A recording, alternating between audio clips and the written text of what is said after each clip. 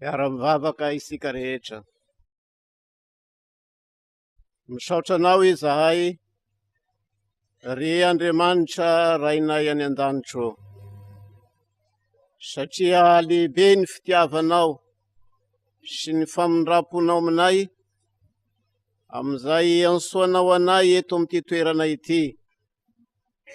Sy miafina aminao Jesosy eo, satria tao anatin'ny andro maro, tao ny valanaretina, tao ny rivodoza, nefa noho ny famindraponao sy ny fitiavanao sy takatry ny saina heverina, dia tonga eto zahay sy maty foamanaina ka mamonjy izao isan-keritaona ny toby lehibe Akaramalaza ity.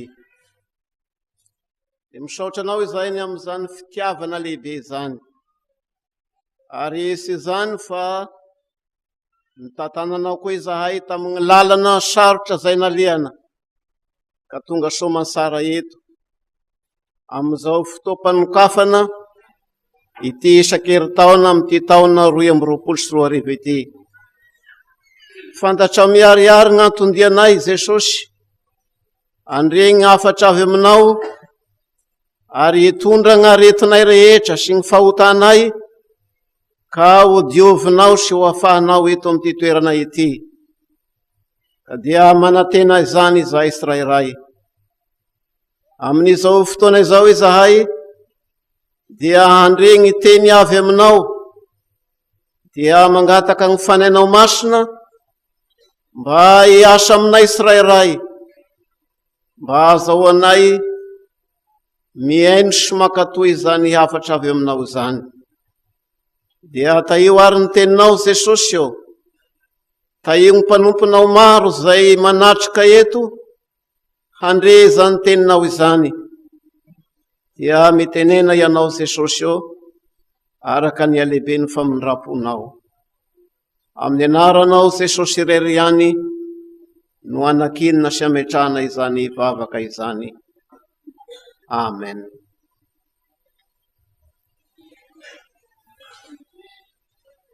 Ny voalohateny ry havana dia misaotra an'Andriamanitra isika fa mbola nomeny tombonandro ka nahatratra izao isan-keritaona izao. Dia misaotra ny komitiny toby lehibe Akaramalaza mbola mahasiaro anay ka nanome anjara toroteny amin'ity fanokafana ity.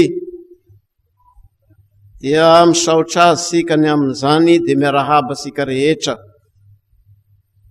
Raha mijery n'ity programa ity aho, dia izao ny teny faneva ato, fa tsy misy mahay manao fanorenana hafa sy izay natao dia Jesosy Kristy. Korotianina 1:3 dia ny 2:1. Fa ny anjara-perikopa izay nomenahy dia hitasika araka ny Filipianina 3:7. Filipianina 3:7, ny 2:7 hatramin'ny 2:12. Filipianina 3:7, ny 2:7 ka mahatratra amin'ny 2:12. Rehefa samy miara-mahita isika dia zao no vaky ny teny ao amin'ny anaran'i Jesosy. Nefa izay azoko tombony dia nataoko fatiantoka tokoa noho ny amin'ny Kristy. Eny tokoa fa ataoko fatiantoka avokoa ny zavatra rehetra noho ny foarany fahasarany fahalalana ny Kristy Jesosy Tompoko, izay niaretako ny fatiantoka ny zavatra rehetra ka ataoko ho taimboraka ireny mba azahoaka ny Kristy. Ary mba ho hita ao aminy aho sy manana ny fahamarinako izay avy amin'ny lalàna, fa izay avy amin'ny finoanan'i Kristy dia ny fahamarinan'Andriamanitra amin'ny finoana. Eny mba ho fantatro izy sy ny herin'ny fisanganana amin'ny maty ary ny fiombonana amin'ny fizaliany ka ampitoviana amin'ny endriky ny fahafatesany. Raha mba misy hahatratrarako ny fisanganana amin'ny maty, sy toy ny efa nahazo sahady aho na efa tanteraka sahady, fa miezaka aho hiazona zay niazonan'i Kristy ahy. Ry Ray Masinao, manamasinana ny fahamarinana, ny teninao no fahamarinana. Amen. Paoly, mpanompon'i Jesosy Kristy, dia voanso ho apôstôly, ary fantasika tsara fa tamin'ny fomba mahagaga no ny antsoan'i Jesosy azy ho apôstôly ka nahatonga azy ho kristianina. Raha Paoly no jerena dia sy nanaiky any Jesosy ho tompo sy mpamonjy izy, ary sy nanaiky azy ho ilay Mesia zanak'Andriamanitra ho mpamonjy izao tontolo izao. Satria izao tontolo izao zay iainasika dia tao anatin'ny ota feno faharasiana ka mendrika ho elohina ho faty ary ho very mandrakizay. Kanefa noho ny fitiavan'Andriamanitra ao amin'i Jesosy Kristy dia sy tiany ho very isika, ka nomeny ny zanany mba ho famonjena asika, araka izay hitasika amin'izao na toko 7 dia ny 5:40 manao hoe: fa toy izao nitiavan'Andriamanitra izao tontolo izao, nomeny ny zanany lahy tokana mba sy ho very izay rehetra mino azy fa hanana fiainana mandrakizay. Ka araka izany, araka ny voalaza tery aloha, dia nasoin'Andriamanitra Paoly noho izany fitiavany izany, ary ny fiantsoana azy moa dia hitasika araka ny Asan'ny Apôstôly toko 7:1 ka hatramin'ny 9. Raha io no jerena sotra sady fohy dia zao: ity Paoly ity dia olona zay nanezika ny fiangonana zay mitory an' Jesosy ho famonjena izao tontolo izao. Ity Paoly ity dia sy vitany mifanenjena sotra am'izao, fa nikendry hamono sy hafaty ny kristianina, indrindra fa ny kristianina tany Damaskosy tamin'izay fotoana izay, ka nanenjika ny fiangonana. Ary nangataka taratasy tamin'ny mpisorona be izy mba ho akany Damaskosy,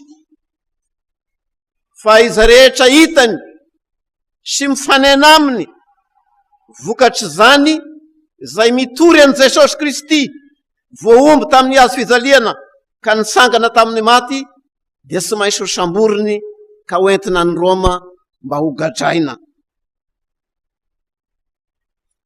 Ino anefa ry havana ny zavatra nitranga? Ny zavatra hita dia izao: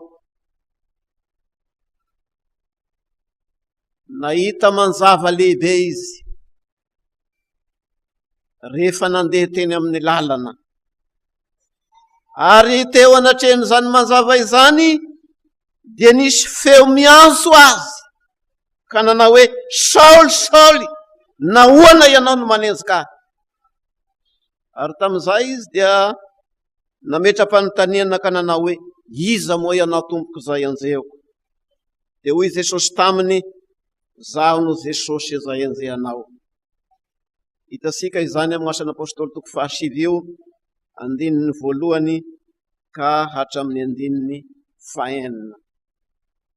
Araka izany dia tena fatra-panezaka ny fiangonana kristianina Paoly ity.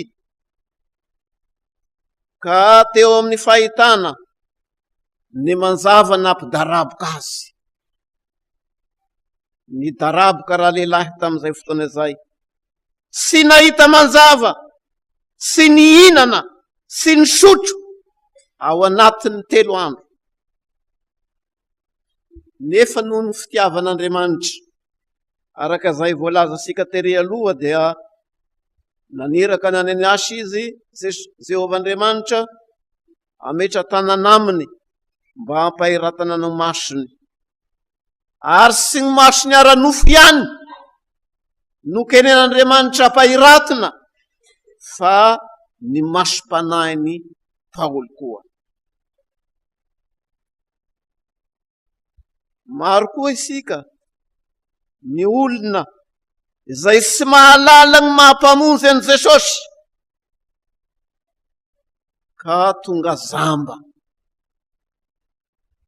Maro ny zamba ny vola, zamba ny harena, zamba ny voninahitra izao tontolo izao, ka sy mahita ny fahazavana entin'i Jesosy izay tonga hamonjy izao tontolo izao.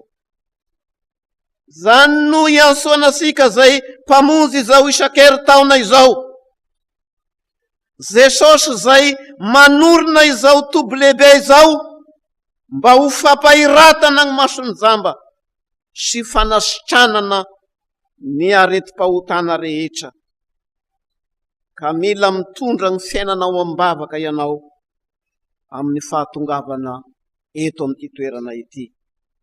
Mba ho sitranina fa ny mpanompon'Andriamanitra izay mametraka ny tanany dia iraka Andriamanitra tahaka nanany asy ho fitaovana fanatanteran'Andriamanitra gn'asany zany, mba hanehoany ny voninahiny eo amin'ny fiainanao sy eo anivon'izao tontolo izao.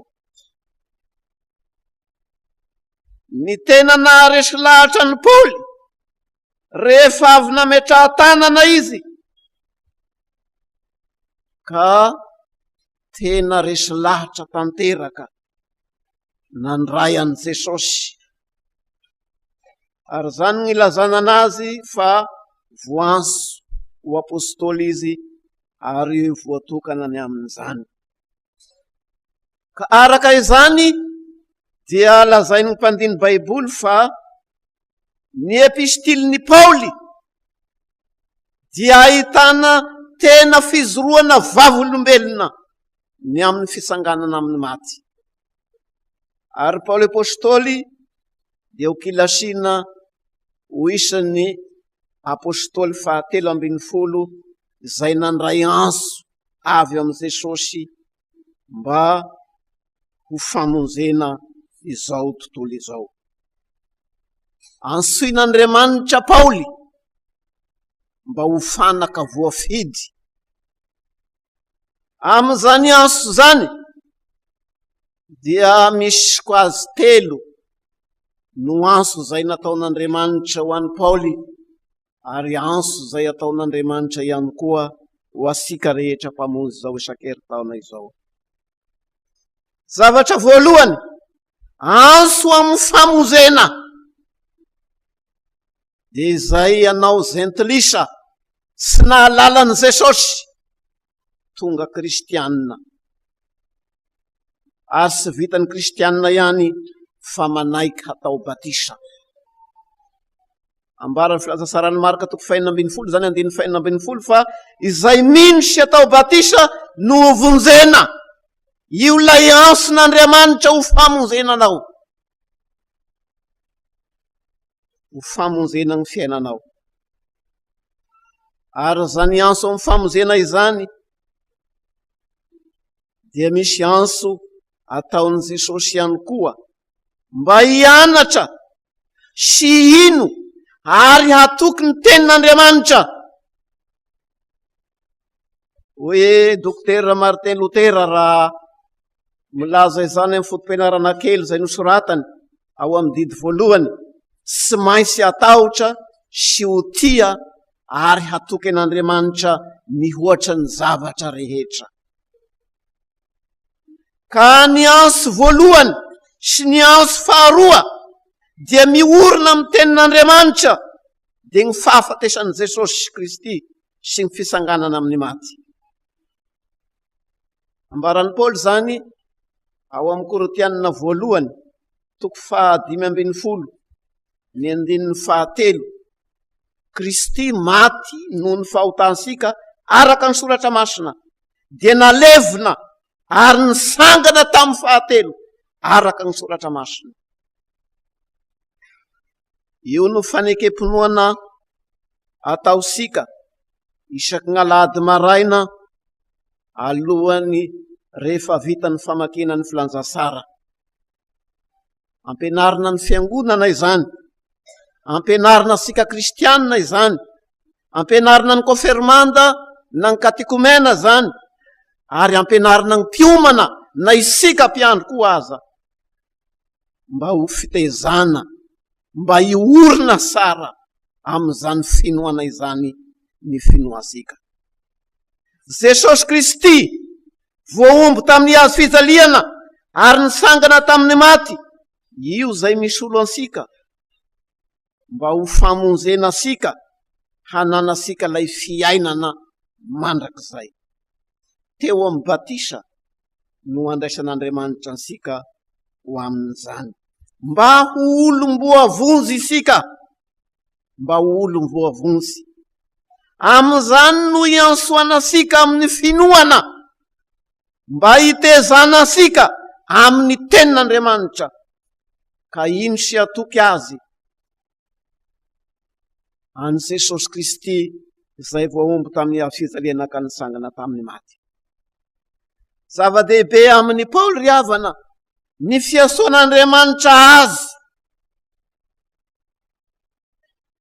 amin'izany mba hahatonga azy ho kristianina. Zava-dehibe aminy koa zay niasoan'Andriamanitra azy ho amin'ny fanompoana. Io le anso fahatelo zay nilazaiko teo, araka ny 9:9 amin'ny perikopa zay anjarasika eto. Ny Filipianina 4:7 dia ny 9:9, zany hoe ao amin'izany anso zany, amin'ny anso fahatelo zany no iansoanasika rehetra mba ho tonga mpanompony Kristy, mba ho tonga mpanompony Kristy. Ny tena faniriany Paoly dia ny ahalalany Kristy bebe kokoa ary asapany firaisana amin'ny Kristy. Ka ho indrindra izy voahombo miaraka amin'ny Kristy amin'ny hazo fijaliana aho, ary sy zaho isony no velona fa ahoana ho izy aho? Kristy no velona ato anato. Galatianina 2:2 ahitasika izany. Amin'izany no asapany Paoly ny faty antoka lalina azony ny amin'ny lalàna tamin'izay sy nahafantarany an'i Kristy. Ka hoy izy amin'ny perikopa zay anjarasika na eto, izay azoko ho tombony dia ataoko faty antoka noho ny amin'ny Kristy. Filipianina 4:7 araka eo anjara perikopa zay anjarasika na ity. Na dia niezaka aza izy nitandrina ny lalàna dia sapany fa sy nahamarina azy eo anatren'Andriamanitra izany, fa ao amin'ny Kristy irery ihany no fahatateranana lalàna ka andraisany olona ny famonjena avy amin'Andriamanitra noho ny fahasoavana zany. Dia ho indray izy eo amin'ny Efesianina 2:9, fa fahasoavana ny namonjenanareo amin'ny finoana, ary sy avy aminareo zany fa fanomezana maimaim-poana avy amin'Andriamanitra. ry havana malala, ny fahalalana marina ny Kristy, ny fianoana ny Kristy, ny fandraisana azy dia sy hafa fa ny fianoana sy ny fakatoavana ny tenin'Andriamanitra. Fakatoavana ny tenin'Andriamanitra. Ary sy zany ihany fa ny fanekena, ny fitarian'ny fanahy masina izay miasa ao amin'ny teny sy ny sakramentako ihany koa. Ny fanekena izany. Ka hoy indrindra Paoly ao amin'ny Romanina 9:1-12, izay tarian'ny fanahin'Andriamanitra no zanak'Andriamanitra. Ka zany fanahin'Andriamanitra izany dia miasa izay mitarika asika mandrakariva ho ao amin'ny Jesosy Kristy sy ny famonjena izay entiny. Amin'izany ny ahasapan'ny olona, ahasapansika ny hery ny fisanganan'i Jesosy tamin'ny maty, araka izay ahasapan'ny Paoly azy eto. Ny finoana an'i Jesosy no anamarinan'Andriamanitra ny mpanota. Ny finoana an'i Jesosy. Ino anamarinana ny mpanota? Hamarinan'Andriamanitra maimaimpoana isika amin'ny finoana an'i Jesosy Kristy. Zany finoana izany dia mitondra sika ho ao amin'ny famonjena. Zany hoe io lay finoana mahavonjy, lay finoana marina.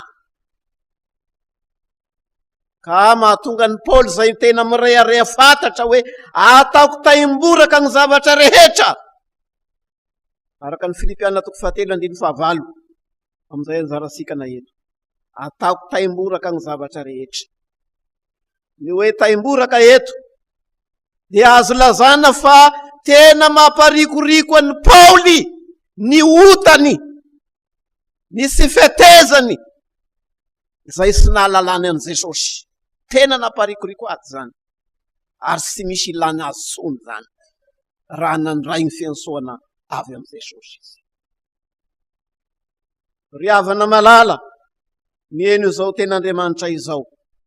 Mamparikoriko anao ve ny fahotana zay nahatratra anao teo aloha raha tonga eto Akaramalaza ianao.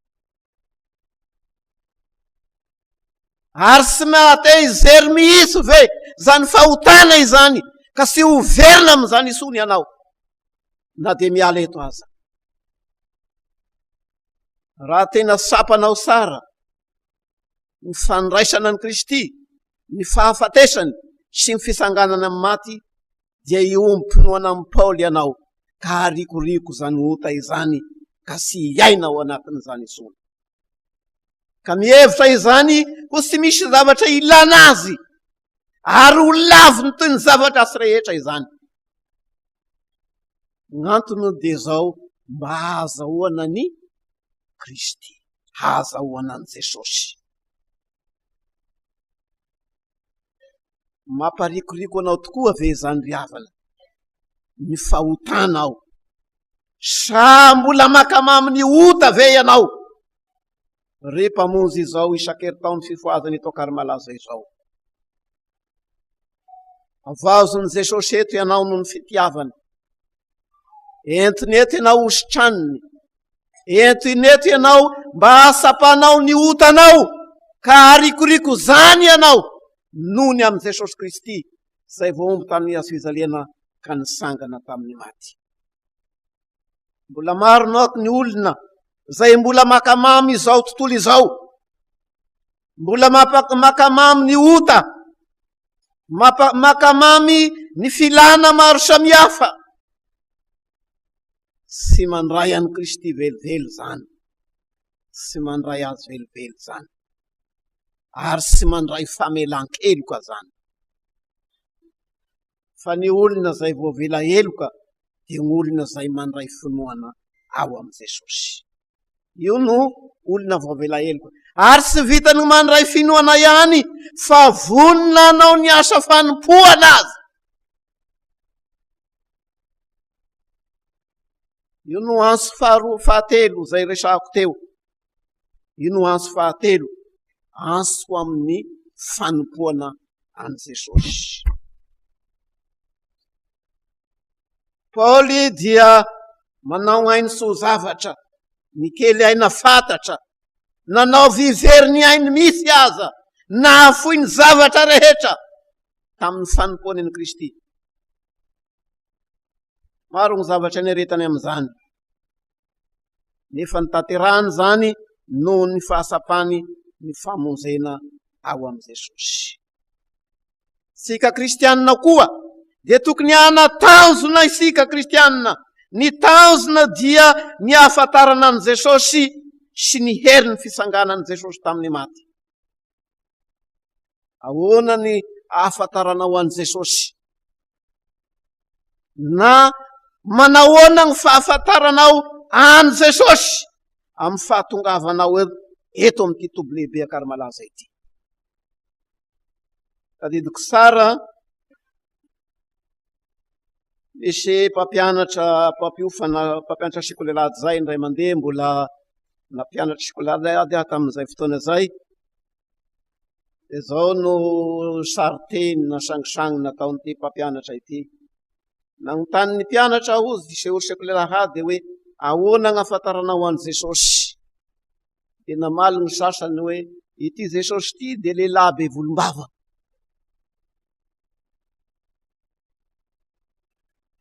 Dia namaly ny anankiray ity Jesosy ity dia lava volo.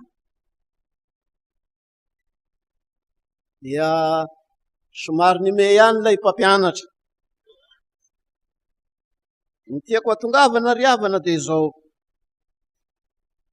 Manahoana ny fahafantaranao an Jesosy? Sao dia tsy tena fantatra ho marina ny famonjena entiny sy ny hazo fizaliany zay tena iorenany zany famonjena izany. Tonga eto Akaramalaza manko sika, miazakazaka eto hitady an Jesosy ve? Sa izereny Akaramalaza ve? Hitondra ny aretina ve? Sa manahoana?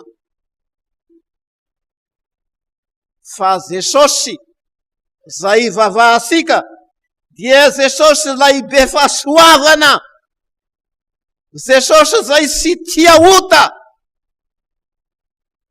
Jesosy zay tonga maty noho ny fahotasika, atosiky ny fitiavan'Andriamanitra,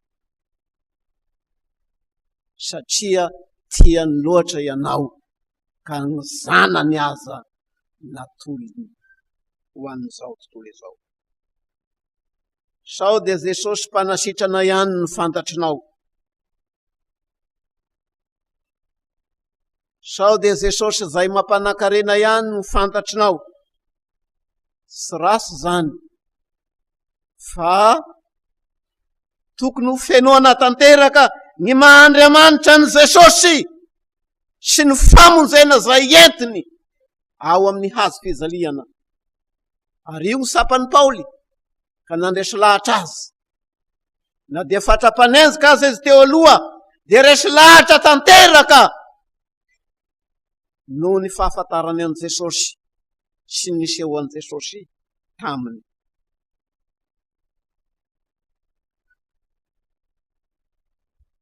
Jesosy ilay mpamonjy ianao ry havana, ilay mpamonjy asika, ary mamonjy asika amin'ny fahotana. Ambarany dokotera Martin Luther izany, fa mamonjy ny olona rehetra amin'ny fahotana Jesosy. Ka na inona retina, na inona olana ento am Jesosy, fa zany no maizy azy an Jesosy. Amin'izay amonjeny anao, sy amin'ny aretina ihany, fa manome anao ilay fiainana mandrakizay. Jesosy zay nisangana tamin'ny maty. Ambarany alitokola faharoa izany. Ilay tonga zanak'Andriamanitra, tonga nofo eto amsika. Isika zay nasoina amin'ny famonjena, asoina ihany koa hanompo mba hanao ny asan'Andriamanitra. Raha teo am-pandiniana an'ity anjara toriteny nomena ity dia zao no sapako tamin'ity faneva ity, hoe fa tsy misy mahay fanorenana hafa afa-tsy izay natao dia Jesosy Kristy. Raha nieritreretina ity dia hita sy sapa fa tena mianso ansika hiorina tsara amin'ny fanompoana amin'izay miansoany Jesosy anao. Miorina amin'ny Jesosy no ny fototra izay ioremany. Hitasika tsara zany fa raha ity toby lehibe akary malaza ity ny jerena, dia miorina eto amin'ity toby lehibe ity zao ny tenin'Andriamanitra zay naoriny, zay nentiny mamany eny lava, ka miazakazaka eto sika manatona an' Jesosy. Ka izay mangetaeta te ahita azy, te handray ny famonjena, dia mandray ny tenin'Andriamanitra sy tapaka eto, indrindra fa amin'izao fotoana isan-keritaona izao. Sara fototra ny fioreman'ny finoany, sara fototra tahaka izany koa ny fisian'ny toby. Manahoana kosa ny hery ny finoanao, ny oreman'ny finoanao an' Jesosy. Zao no afatry ny mpanoratra ny Hebreo, 7:17. Sarovy ny mpitondra anareo, zay efa nitory ten'Andriamanitra taminareo, hevery ny hafaran'ny fiainany. Araho ino izy? Araho ny finoany.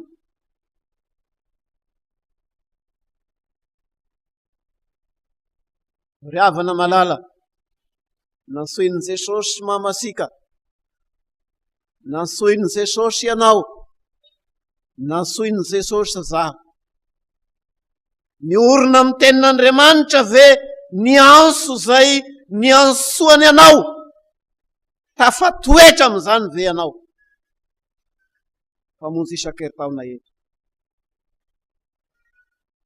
Sa miorina amin'ny amin'ny voninahitra sy ny zavatra miserana ihany.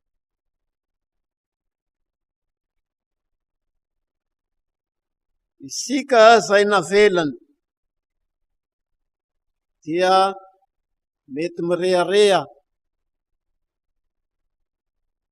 fa izao no afatry Paoly,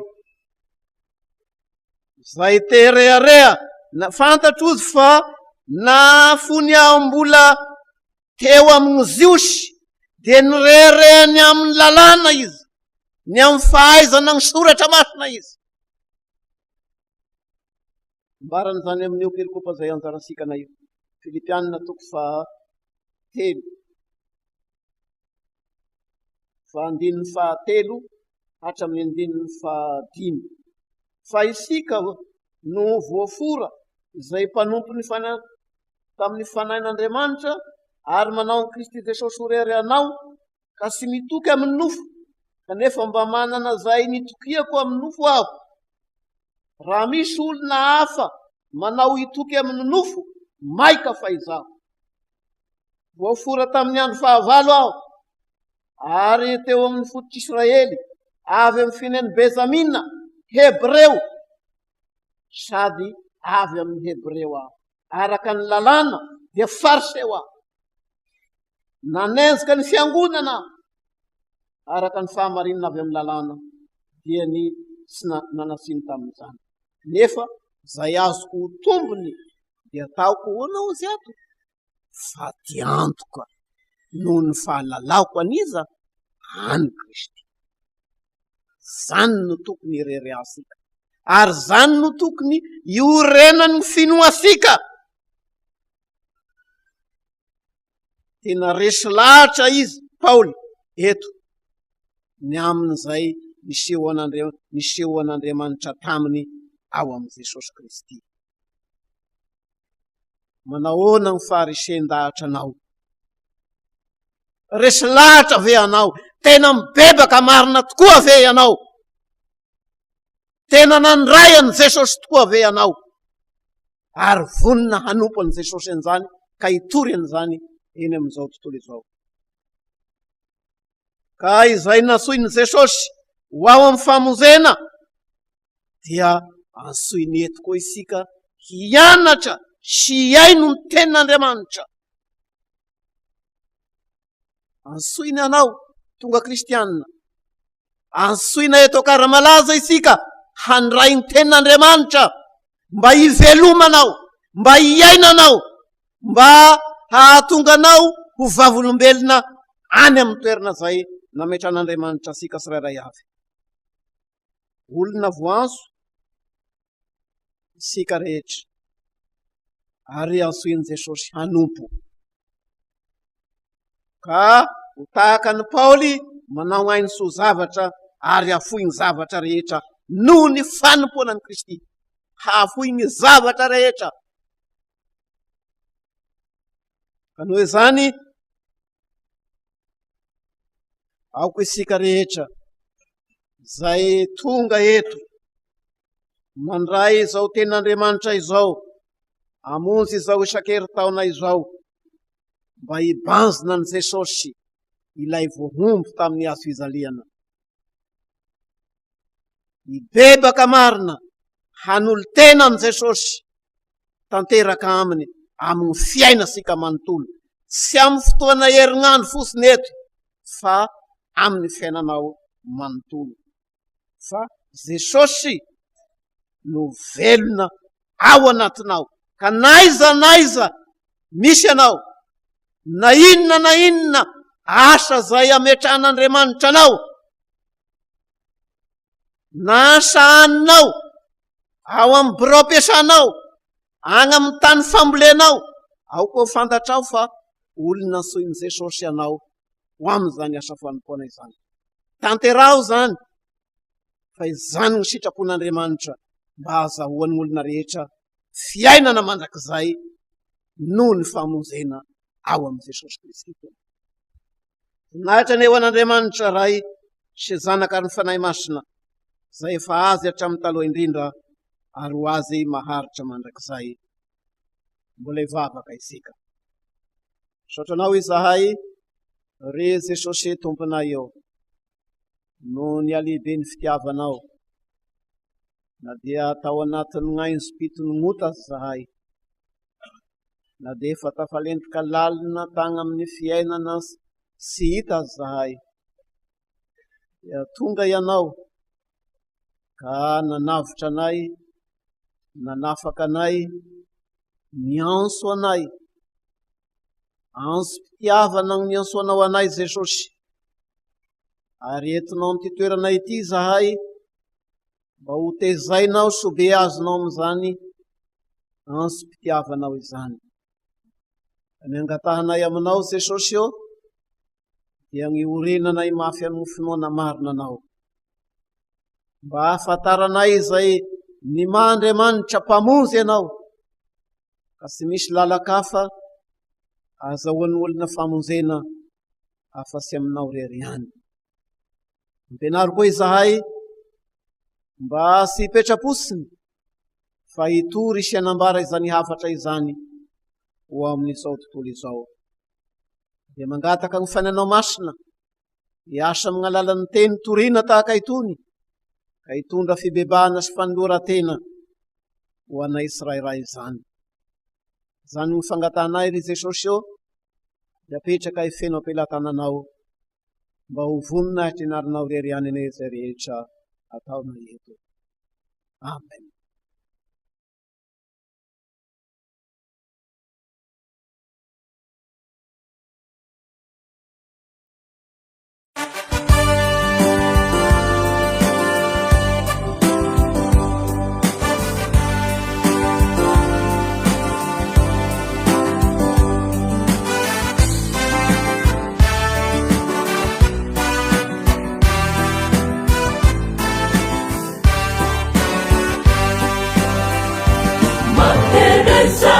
yang narwawaka Jehova kami asa Faizaunu umanare Jehova tumpuni maru Makedesa yang narwawaka Jehova kami asa Faizaunu umanare Jehova tumpuni maru Omni ya sapate sonurelina Nami mosima ya zatizi janga Dema tukipate sonumu mana Bumi sibukan tuyibadiana Omni ya sapate sonurelina Nami mosima ya zatizi janga Dema tukipate sonumu mana Bumi sibukan tuyibadiana